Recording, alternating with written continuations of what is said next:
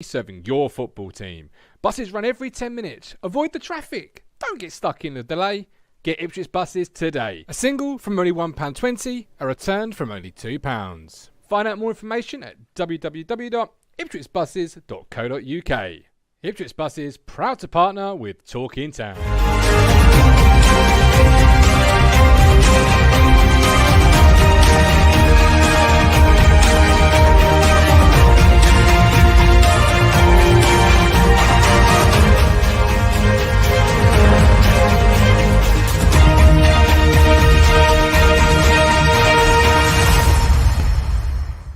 Hello again, my friends, and you are my friends, and welcome to your Ipswich Buses pre-game show. I am your host, The Gov. It is 2 o'clock. We are waiting on team news from the club Twitter account, obviously away to Oxford today. Before I bring in the contributors, let's just have a quick... Actually, no, you know what? I'll bring them in nice and early straight away. Here, joining me this afternoon is Bricktop Peter Cox. Welcome in, Coxie. How you doing? Hello. Yeah, I'm good, mate. Yeah. Good stuff. And completing the lineup is Mr. Curtis Yates, who's been drawing this morning. Is that right? Yeah, drawing. I took a day off this morning so I could do a bit of drawing. So just drawing. Like it. So the team news is in. Let's quickly jump to that. Have a quick butchers at it. We have got. Here we go. Are you ready for this one? Walton, Vanasian, Wolfenden, Burgess and Burns. Backerton and Cowridge in midfield too, with Thompson, Chaplin, Selina and Joe Piggott up front. The subs are Hadladke, Elkenbagger, Matt Penny, Sam Morsey, Sonny Aluko, Macaulay Bonn and James Norwood. There is your lineup, as you can see. Good afternoon, Simon and Nicky. Good afternoon, Matthew Bowden. Let us know what you think about the lineup. So I'll come to you first of all, Bricktop. What do you think of that one then? Yeah, mixed feelings really. I'm glad to see that the back three are still the same. Wes Burns, yeah, Tari's back up. I'm probably not surprised, but yeah, I'm glad that they're not risking Morsey today. He's obviously he is on the subs bench, but yeah, I think that's the right decision to not sort of risk him again. To be another 10, 15 minutes and then we lose him.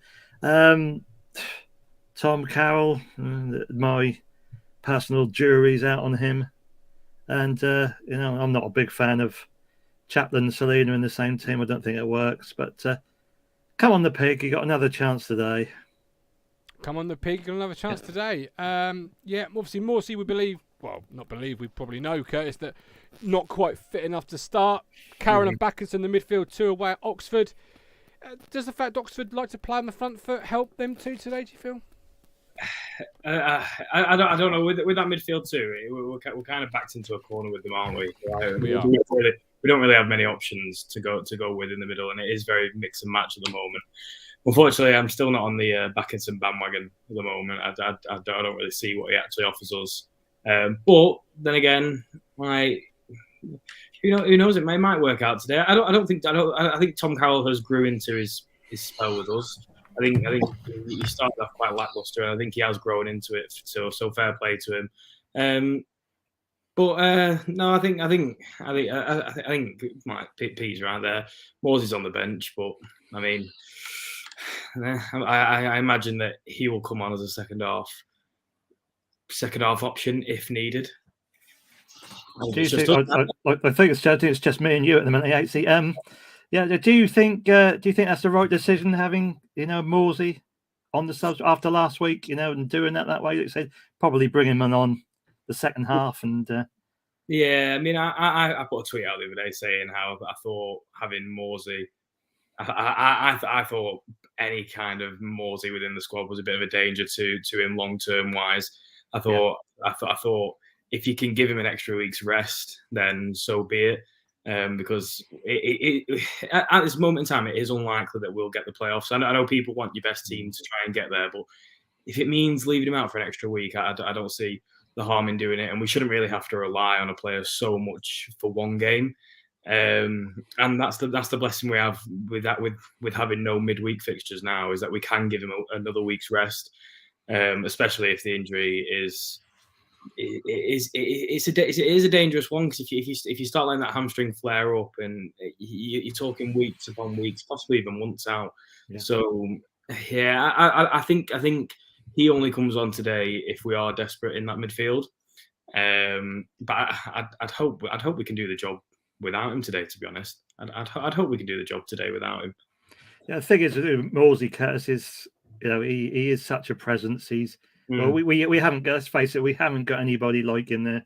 In my own personal view, I'm not sort of sold on Tom Cowell. You have a different perspective of him, of Tom, but it's not an easy thing, and I'm sort of, I'm like you, a bit, not too sure about Backinson. I think with Tom Carroll, I think from when we first started watching him, I've just thought the pedigree that he came in with, I think it just disappointed me from that aspect. And I think the more he's grown into it, and possibly the more faith that's been shown in him from McKenna, I feel like he might slowly be grown into the player that we know he can be, especially in League One. But it's one of them, it is a mix and match midfield until you get your two regulars in Evans and Morley playing together again. I would never expect these two to be starting in this team anyway. But yeah, I mean, moving on from that, I know you mentioned there with Chaplin and Selena in the same team. I think it's very rarely worked out with having two number 10s in the team playing. Well, that's what people are saying. That's what. If having watched them, I don't think it works. No, personally. I think that's and that's why we're almost architects of our own downfall in terms of team selection, is because we are so blessed to have two players like Chaplin and Selena, and unfortunately, I think the team can only really cope with one of them playing. I think for the balance of the team, I agree. We've tried. I think we've tried Selena in different positions, and it doesn't seem to work out for him whenever he's pushed out and this, that, and so there. So I don't know. I mean, I hope to God that now at the business end of the season, as they call it, that these two can put something together. And who knows? Today we might go on and score 3, 4, 5. But I always like a good attacking intent, which I think from that starting lineup. Although I can see a few comments talking about Piggott not really lighting the fire under everyone, but I mean, the man has been so unlucky. He has been so unlucky when he has started. I mean, but for the width of a post, he would have had a couple of goals. And it is one of them. It's all ifs and buts. But I don't know. Big game pressures. Sometimes it works out. So we'll see, won't we? Big games bring on big players. Welcome back, Gav. Anyway. Thank you very much. Sorry, my computer decided to do a reset. No. I think I'm one of those ones I'd put off, and then forgot to press the button. As you do, yeah. And then it just decided to just do it. Boom, and I went, and I was like, "What's going on here?" Sorry about that. Joe Piggott, yeah, you may have touched on it already, but I've just come on the back of that conversation. What do you think of his inclusion today? I'm quite excited, but I don't think the striker in the system we play is meant to score as many goals as people think it is. I think that the goals are meant to come from the areas around the striker. He is there as a hold-up and also almost a space eater a little bit. Make the space for the runs in behind. And we saw that the last away game. I think that's the one we covered together, Curtis. Yeah, that. I mean, to be fair, I'm fully with you there. I think the striker's role in this setup, personally, is to feed the number 10. If anything, I think it's for Piggott to hold up the ball in the same way that he did against Fleetwood. And again, in that game, he was unlucky to not get a goal there. Unfortunately, that's just the way his luck's going at the moment. But I think his role is to just hang it up and let others feed off it. I think this type of system, you're more so just looking for. Although we're not great at it, you're looking for crosses into the box, and you're looking for anyone to just get on the end of it, whether it be your other midfielders.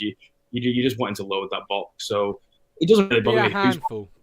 It doesn't really bother me who's playing up front. I don't think we can be picky in terms of who plays up front, because let's be honest, no one's lighting it up at the front. Like we've had players in purple patches throughout the season, so. What are we going to rely on? Bon, who still hasn't scored in however many games now, and Norwood went through his little tiny patch of 5 games, and then Caden Jackson, who was the only slight bright spot recently, and he's now unfortunately looking like he's going to be out for the season.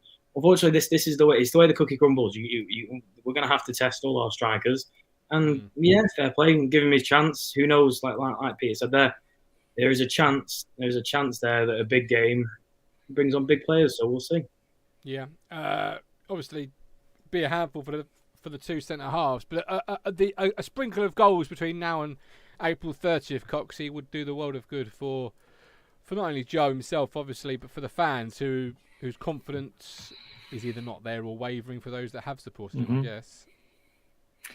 Yeah, it would. Well, if the goals that you said, if we had a sprinkling of goals, then we don't mind where they came from. I mean, ideally today, it would be Pickett. I can't see this being a high-scoring game. Looking at the last 4 or 5 games between us and Oxford, so it's probably going to be a 1-0 or 2-1. But come on, Joe. Yeah.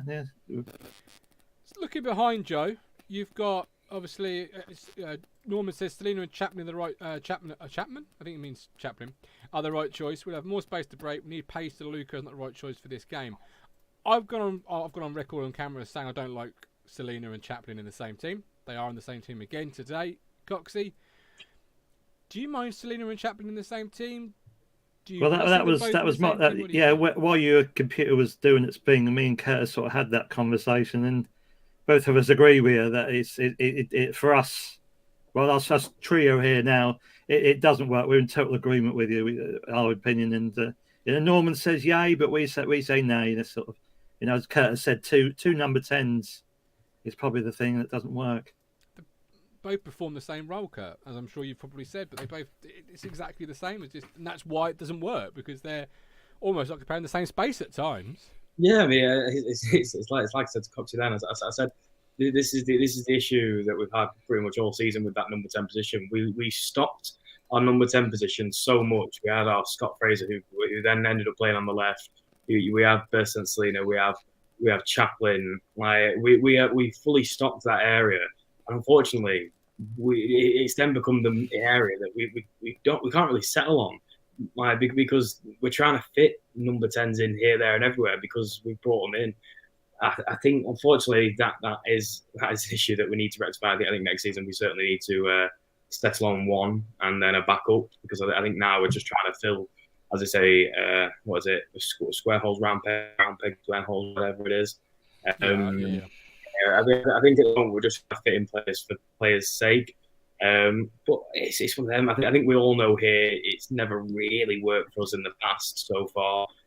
But I think what McKenna's doing, I think he's just trying to get as much firepower as he can on the pitch in order for us to get these much needed wins that we really, especially today, we really do need that win to keep any chance of the season alive today. I think a draw or a loss today, I think you just count us out and you look ahead to next season. I think today you have to win to have any chance at all. Yeah, absolutely. Let's jump ahead, look at the league table today. Then obviously right now we currently sit in 9th position, as you can see on the screen. We'll just make that... We seem to have been in 9th place forever, don't we? Oh, don't we just? Yeah. Let's make that... There we go. So, 9th position, 60 points. Sunderland on 38, same number of games as us, 66. Oxford, today's opponents, 38, same number of games as us, 68. Last Chance Saloon. Coxey. Curtis touched it a little bit there. I'll get his thoughts in a second. But is it Last Chance Saloon? Is it? I mean, mathematically, it won't be today. But in reality, it's got to be a win, isn't it? Or it's got win or bust. I think as supporters, until it's mathematically gone, we're always going to have depend on with different degrees, depending on person to person, whether we are going to have the hope. But yeah, it is looking an uphill task. We don't seem to be scoring enough goals, and it is what has always hampered us. And we know a bit more after the games in midweek, but there's still two teams in that mix there: Plymouth and Wednesday have sort of got a game in hand on us. Well, this is the thing is, Kurt. If we lose today, Oxford go 11 points ahead of us, and if Sunderland win today, they go 9 points ahead of us. That's 3, 4, 5 games in. You've only got that sort of number left, really, nearly. It's got to be 3 points, or it's pack up. We're not going to be going anywhere near a top 6 berth this year. Yeah, most certainly. I think today is the day where your dreams live or die. Really, I think unfortunately this. Well, I mean, you sent me a message a few weeks ago when I agreed to do this show. Gov, you said how we knew how important this game would be today, and it is just as important, if not more important, than it was a few weeks ago. I think today we will know whether we have a chance of getting these playoffs or whether we should start looking ahead to next season and planning for next season. Again, the chances were very slim to begin with, so I wouldn't say I would be disappointed with this season if today we do end up losing, because it's very the chance. Like I say, the chances have been minor to begin with. But I live in hope, as every Ipswich fan does. But we'll have to wait and see, don't we? I think that's it's nice that it's nice that I've not had to give up on the season possibly until the 39th game. So that's always a bonus. We'll see. It is. Let's face it, we've had seasons where we've had to give up the end of September, so that's a hell of an improvement. Yeah, but equally, lads, we've got Burst and Selena up in the team today. The budget does not suggest you should be giving up in September or even at any point. The budget is there, and I'm going to argue till I'm blue in the face that the budget is there to be in the top 6, and not being, albeit not McKenna's fault, is a little bit of a disappointment. And should be seen as such, but no way McKenna's fault. I have to separate the two completely. That said, how's a draw today for you? Does a draw do anything for you, or is that just as bad as a defeat? Because 1 point doesn't help when you're as many as we are behind, Coxie. I think a draw would do Oxford, but it's not going to go us. With them points behind, we are going to keep the slim hope dream going. We've got to win today. We've got to win today. We've got to win next week. And particularly this one in Plymouth, because they're 2 teams above us. And you've got to take the points when you can off them, and hope they slip up elsewhere. Curtis, for you, a draw any good, or as Colin says, better than losing? Yeah, but only by 1 point, and when you're 8 behind Oxford. Me personally, now I think a draw kills my hopes dead. I think it's like a horse at the Grand National. You get the tent up and you get that shotgun out. I think a draw to me is not great. The thing is, and again, it's not McKenna's fault. Realistically, it's just been the story of the season. Our biggest consistency has been our inconsistency. So even when we've won 2 games, we've then not still been able to follow it up with another win. We've either drawn or lost. So the fact we've not been able to string a win of 3 games together all season is an absolute shambles of 38 games in. And again, I wouldn't necessarily blame McKenna because he's had half a season, and I would say he's done the best that he can, especially when you look at the uptick in form that we have had. But it's just, for me, the times when we have won 3 points, unfortunately for us, everyone else around us has won 3 points. No one seems to have let up in that respect. And every time we get 1 point, everyone else gets 3 points. And then when we lose again, everyone else gets 3 points. So look, that is the main reason as to why we have been stuck on 9th, because when we get points, everyone else gets points. And when we lose points, again, like you either have people below us dropping them and then everyone above us getting them. Unfortunately, that's the way it's gone this season. And that I'd say that's been the most annoying side of this season. But no, for me, we need to be wrapping those points up today. We need to be wrapping those 3 points. Well, we could finish the day not in 9th. But in a negative sense, it could be 10th that we end the day in if Portsmouth manage to win and we do not get anything from today's game. If we win today, I actually think we'll bring Oxford back into it, and in doing so, bring Plymouth back into it, because it brings them Oxford and Plymouth. If we win today, within 5 points, we play Plymouth. If Plymouth doesn't win, obviously, and for me, that brings them back into the mix. So it's a good opportunity today to bring a couple of teams, albeit one we can't control because we're not playing them, back into the mix. But equally, Coxie, win today sets up 2 games at home, Plymouth and Cambridge, followed by Shrewsbury, which is a good opportunity to get 3 wins in a row, because Plymouth, you would have thought, is the harder of the 3, followed up by another home game and then an away game at Shrewsbury, which would then set up a lovely, tasty Rotherham Good Friday fixture. That's the key, isn't it? Getting through to Rotherham with maximum points and making the Easter weekend worth something. Yeah, coming from the sort of the previous, coming from another angle. I mean, yes, a draw would be better for Oxford than us. Oh, A absolutely. draw, Yeah. a draw for us, in the sense of we're hoping to gate crash the playoffs is a bad result, but a draw in the grand scheme of McKenna still building, and then with that draw, you're thinking about next season.